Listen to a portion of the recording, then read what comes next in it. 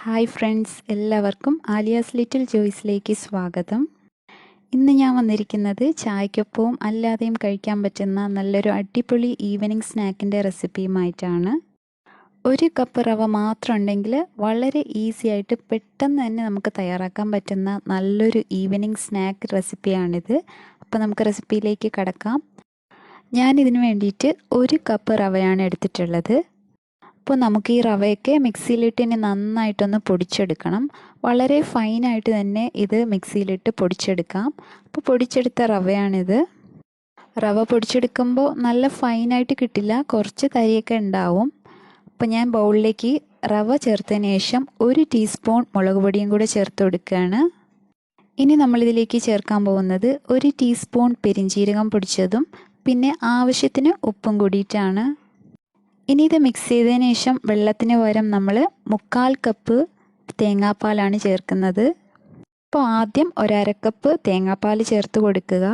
എന്നിട്ട് വെള്ളത്തിൻ്റെ പാകമൊക്കെ നോക്കിയതിന് ശേഷം നമുക്ക് ബാക്കി ചേർത്താൽ മതിയാവും. തേങ്ങാപ്പാൽ ചേർത്തതിന് ശേഷം ഇത് നന്നായിട്ട് മിക്സ് ചെയ്ത് കൈ കൊണ്ട് തന്നെ ഇതുപോലെ കുഴച്ചെടുക്കുക. അതുപോലെ മാവ് ഒത്തിരി കട്ടിയായിട്ടോ അധികം ലൂസായിട്ടോ ഇരിക്കാൻ പാടില്ല. അപ്പോൾ ഒരു 5 മിനിറ്റ് വെയിറ്റ് ചെയ്തതിന് ശേഷം നമുക്കിത് ചെറിയ ബോൾസായിട്ട് ഉരുട്ടിയെടുക്കാം. അപ്പോൾ അതിന് വേണ്ടിയിട്ട് ഒരു ഫോർക്ക് യൂസ് ചെയ്യാം.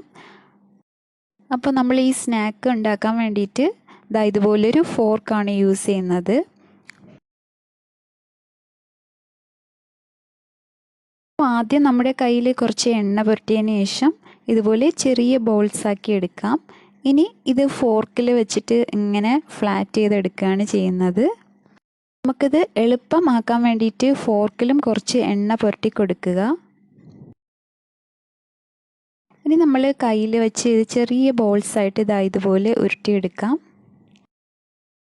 ഇനി അത് ഫോർക്കിൻ്റെ പുറത്ത് വെച്ച് ഇതുപോലെ ഇങ്ങനെ പരത്തിയെടുക്കാം. അപ്പോൾ അതിൻ്റെ ഡിസൈൻ ഇതിൽ വരാൻ വേണ്ടിയിട്ടാണ് നമ്മളിങ്ങനെ ചെയ്യുന്നത്.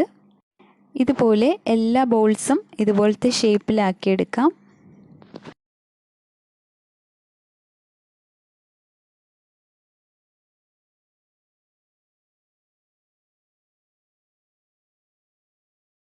അപ്പോൾ ഇതുപോലെ ഈ ഷേപ്പിൽ ഇങ്ങനെ റെഡിയാക്കി വെച്ചിട്ടുണ്ട്. ഇനി നമുക്കിത് ഫ്രൈ ചെയ്തെടുക്കണം.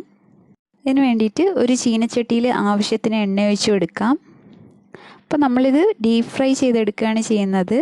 എണ്ണ നന്നായിട്ട് ചൂടായതിനു ശേഷം ഫ്രൈ ചെയ്യാനായിട്ട് എണ്ണയിലേക്ക് ഇട്ട് കൊടുക്കാം. അപ്പോൾ ആദ്യം നല്ല ഹൈ ഫ്ലെയിമിലാക്കിയിട്ട് വേണം ഈ സാധനങ്ങളൊക്കെ ഇടാൻ വേണ്ടിയിട്ട്. അപ്പോൾ 1 മിനിറ്റ് ആയതിനു ശേഷം നമുക്കിത് ഫ്ലെയിം കുറച്ച് വെച്ചതിന് ശേഷം ഫ്രൈ ചെയ്തെടുക്കാം. ഇടയ്ക്കിടയ്ക്ക് ഇതുപോലെ ഇളക്കി കൊടുക്കുക. ഇനി ഇത് ലൈറ്റ് ഗോൾഡൻ ബ്രൗൺ നിറമാകുമ്പോഴത്തേനും നമുക്കിത് കോരി മാറ്റാം.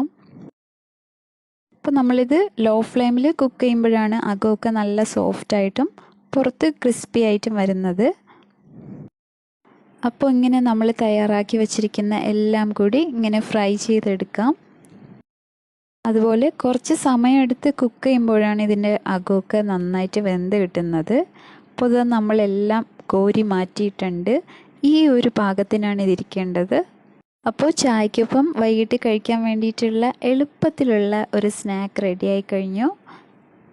അപ്പോൾ നിങ്ങൾക്ക് ഈ റെസിപ്പി ഇഷ്ടമായെങ്കിൽ ലൈക്ക് ചെയ്യുക, നിങ്ങളുടെ ഫ്രണ്ട്സിനും റിലേറ്റീവ്സിനൊക്കെ ഷെയർ ചെയ്ത് കൊടുക്കുകയും ചെയ്യുക. പിന്നെ ഈ ചാനൽ നിങ്ങൾ സബ്സ്ക്രൈബ് ചെയ്യാതെയാണ് കാണുന്നതെങ്കിൽ പ്ലീസ് ഒന്ന് സബ്സ്ക്രൈബ് ചെയ്തേക്കണേ. ഒപ്പം അതിനടുത്തുള്ള ബെല്ലൈക്കണും കൂടി പ്രസ് ചെയ്ത് കഴിഞ്ഞാൽ ഞാൻ വീഡിയോസ് അപ്ലോഡ് ചെയ്യുമ്പോൾ നിങ്ങൾക്ക് അപ്പോൾ തന്നെ നോട്ടിഫിക്കേഷൻസ് കിട്ടും. അപ്പോൾ മറ്റൊരു വീഡിയോ ആയിട്ട് കാണുന്നവരേക്കും stay blessed and thanks for watching.